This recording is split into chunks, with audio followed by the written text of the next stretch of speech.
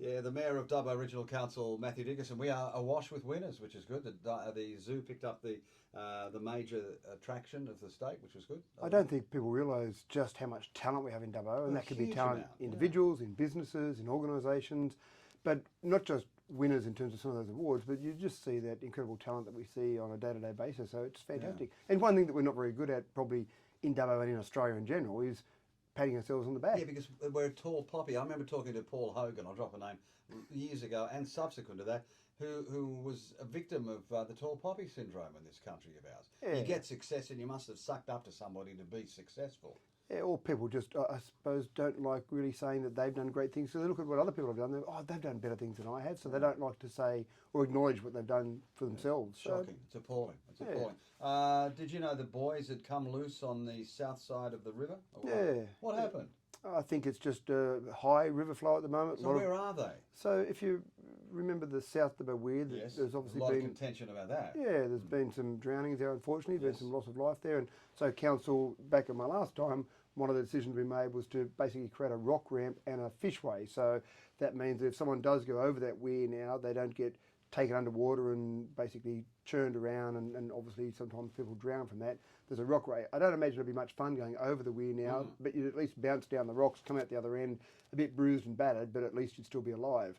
But as part of that as well, they built a fishway, so fish can go up the weir now. In the old days, the water came over at such a great stream or such a great velocity that fish couldn't go up there. We don't have fish that jump up weirs as such. We don't have salmon, in other words. That's right, yeah. So you see some of those great shots from overseas, but we don't have that in our Macquarie River. But now they can make it up the weir or up the rockway, up the fishway there, and keep going up and down the river. What's happened to these buoys? So basically we've got some buoys that go across the river to anyone that's going in there in a canoe doesn't know there's a weir coming up, and so that's a way to stop them there, to say there's something here, we better have a look at what's going on here, and there's a place you can get a portage, you can get out and drag your canoe around. I've done it, it's not a lot of fun, but it's better than going over the weir. But they've just come loose on one side, so essentially if anyone's going down the river now, they won't get that warning with those buoys across the river. Where are they? Are they loose somewhere? Or on one, so they're connected on both sides of the river, and then they floating loose in the river now. Essentially, yeah, one side's come off, and then the other side. So we've got to get back down there. But to reconnect them with the high river flow at the moment, the fast river stream that we've got is going to be difficult. So I think we've got to wait till a little bit less water is coming out of the dam to reconnect them there. So it's really just a warning to people: if you're in the river, hopefully people that are going down there know that river a little bit and know there's a weir coming up. There's signs on both sides of the river so you can see it from the river, but it's just a bit of a warning to people to be aware of it. No, we're going to reattach these things? Absolutely, yeah. So I'll reattach reattach them. them. Your snorkel and That's right. I'll go down there with a, you know, I'm not sure how they're attached actually. I was going to say a hammer, but I don't think a hammer would do much good for me. Yeah, so we'll reattach those. And get those rollers from Wambangalang who used to rowing up and down the river to attach them. So just be cautious around that. Yeah. Geographical Names Board sent you a note to say we've received certain submissions about changing the name of Vic Oval 1 to Tony Kelly Oval. Have you got that letter? I haven't got that letter. I'm aware of some of the discussion around renaming things after Tony Kelly, who was a great servant of Dubbo for many years as our, used to be called Town Clerk back in the day, and then was termed to General Manager.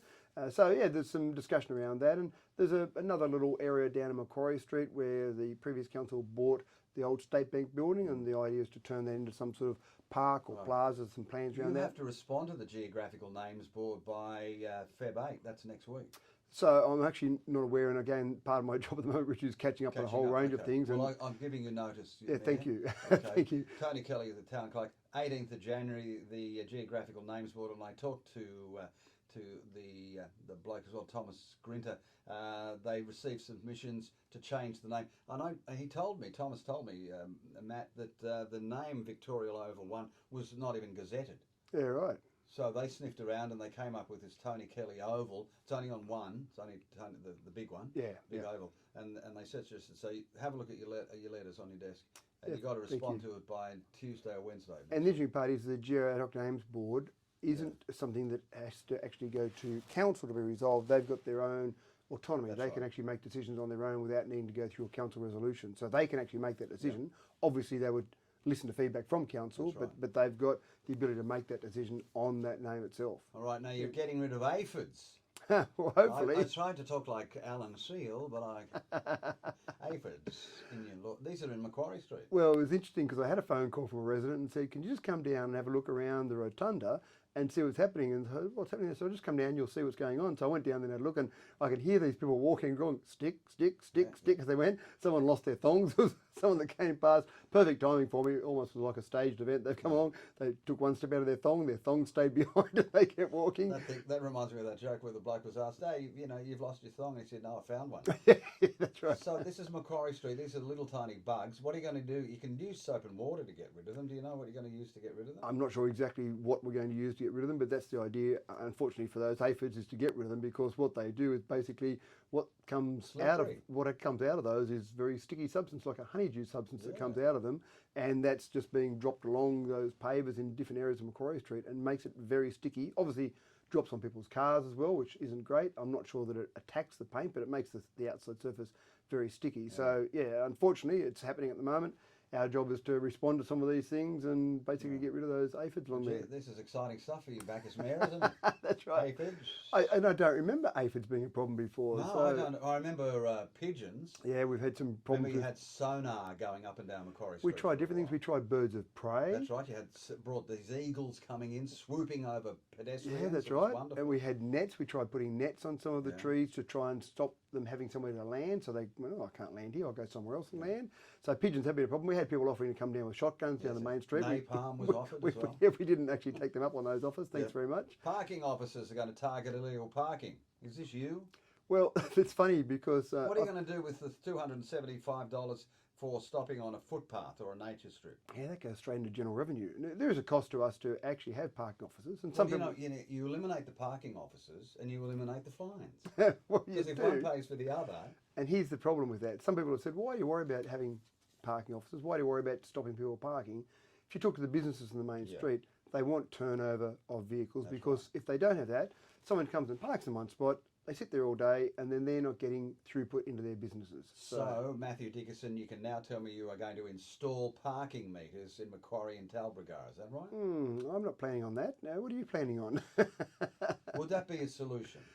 Look, I just don't know that in regional areas people accept the idea of parking meters. It hasn't come up at council, so I don't know what the thoughts of my fellow councillors are, but in the past it's never really been something that's been accepted that well. Some regional areas have looked at it, but I think we can do better than that. I think we can look at just relying on people to keep that turnover going, relying on those hours. And we've got parking officers out there to encourage people to make sure they keep turning over those parking spots. Okay. But I don't know.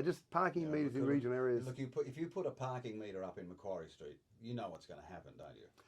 I think that you're going to be annoyed about it. No. The next morning it won't be there. It'll be either bent over or stolen or smashed to pieces.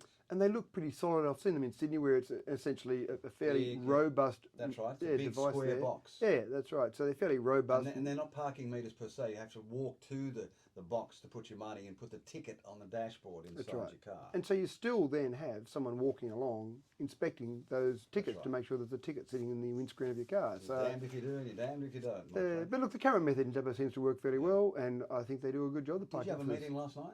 We had a committee meeting last night, a planning meeting last night. So, well, we're planning for a committee. A whole range of things that we're looking at. And one of the main things that we're going to look at, we actually ran out of time, we're going to have to do a bit more of it in a week's time, was looking at the committee structures. We've got a whole range of committees on council. Some of those have fallen off over the years for who knows what reason.